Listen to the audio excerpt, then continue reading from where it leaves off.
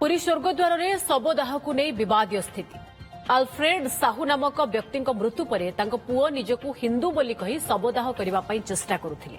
तेबे आल्फ्रेड को भणजा मलय साहू मामू आल्फ्रेड जने ख्रीष्ट धर्मावलंबी होइथिबारु ख्रीष्ट धर्म परंपरा अनुଯାयी कबर दियाजिबो बोली कहिथिले। किंतु मृत आल्फ्रेड को पुओ पुरी स्वर्गद्वार में शवदाह करने जिद धरी बसिथिले, जहाकू नहीं विवादीय स्थिति उपजिथिला। उपजिलापाल निर्देश में बुझासुझा करा जायथिला। जेहेतु स्वर्गद्वार में केवल हिंदू धर्मावलंबी शव दाह करा जायଥାଏ, विवादर समाधान लगी तहसिलदार और सी बीच थानार अधिकारी को समाधान पाई निर्देश देथिले उपजिलापाल।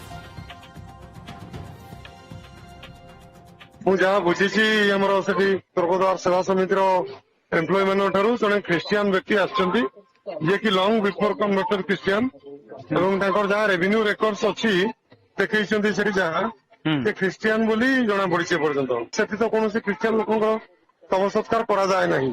तांको बुझा जाइए, समस्ते बुझेइछंती से किंतु सिद्धि धरिकी अच्छंती तहसिलदार को कही मेथड सर्ट आउट कर तहसिलदार देखैछंती सेठी ख्रीस्टियान रेकर्डिंग अच्छी बोली जहाँ एपर्यंत मु खबर पाई। सबु धर्म क्रिमेशन अलग थाए, रिचुअल्स भी अलग, तेणु से ठीक हेनी।